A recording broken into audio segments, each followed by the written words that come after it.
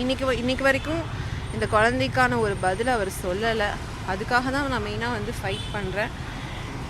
நான் போட்ட வீடியோஸ், நான் யூஸ் பண்ணுற ஹேஷ்டேக்ஸ் எல்லாத்தையும் வந்து ரிமூவ் பண்ண சொல்கிறாங்க அவங்க கம்பெனிஸ் இல்லை சைடில் இருந்து.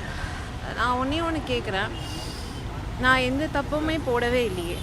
நான் வந்து இந்த குழந்தையோட அப்பா மாதம்பட்டி ரங்கராஜ், அதை தான் நான் வந்து எக்ஸ்போஸ் பண்ணேன். ஒரு 4 செவத்துக்குள்ளே இருந்து நான் இந்த குழந்தைய டெலிவரி பண்ணி அந்த குழந்தைக்கு அப்பா யாருன்னு தெரியாமல் நான் வந்து வாழ முடியாதுல்ல. ஏன்னா அவர் என்னை கல்யாணம் பண்ணியிருக்காரு, அந்த குழந்தைக்கு அப்பா. இப்போ வரைக்கும் எனக்கு ஒரு ஆன்சர் தெரியாமல் தான் நான் வந்து இது பண்ணிகிட்ருக்கேன். தப்பு பண்ணுறவங்கலாம் ஜாலியாக சுற்றுறாங்க. ஆனால் வந்து ஒரு பொண்ணு அந்த தப்பை தட்டி கேட்க வெளியே வந்துட்டா நீங்கள் எல்லாம் வந்து தப்பாக பேசிடுவீங்க. நிறைய யூடியூப்ஸில் என்னெல்லாமோ எழுதுறீங்க, யாரோட இன்ஃப்ளூயன்ஸில் நீங்களாம் எழுதுறீங்கன்னு எனக்கு தெரியும்.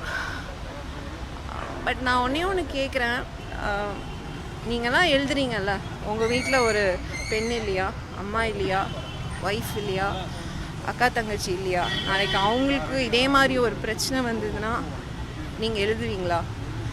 அவங்களுக்கான இதை வந்து ஃபைட் பண்ணி வாங்கி கொடுக்க மாட்டிங்களா?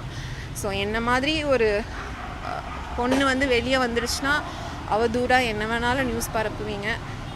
ஸோ இதனால தாங்க நிறைய பெண்கள் வந்து வெளியே வரவே மாட்டேங்கிறாங்க. என்ன ஆனாலும் வந்து வீட்டுக்குள்ளே அதை வந்து முடக்கி அவங்கெல்லாம் அந்த வந்து உள்ளுக்குள்ளே தான் ஃபைட் பண்ணுறாங்களே தவிர வெளியே வந்து ஃபைட் பண்ண மாட்டேங்கிறாங்க. இன்றைக்கி நான் ஃபைட் பண்ணுறதுனால என்னை வந்து அவதூறாக பேசுகிறாங்க, தட்ஸ் ஓகே. பட் இப்போவும் சொல்கிறேன், நான் என் குழந்தைக்காக ஃபைட் பண்ணிகிட்ருக்கேன். எனக்கு ஒரு ஜஸ்டிஸ் வேணும்.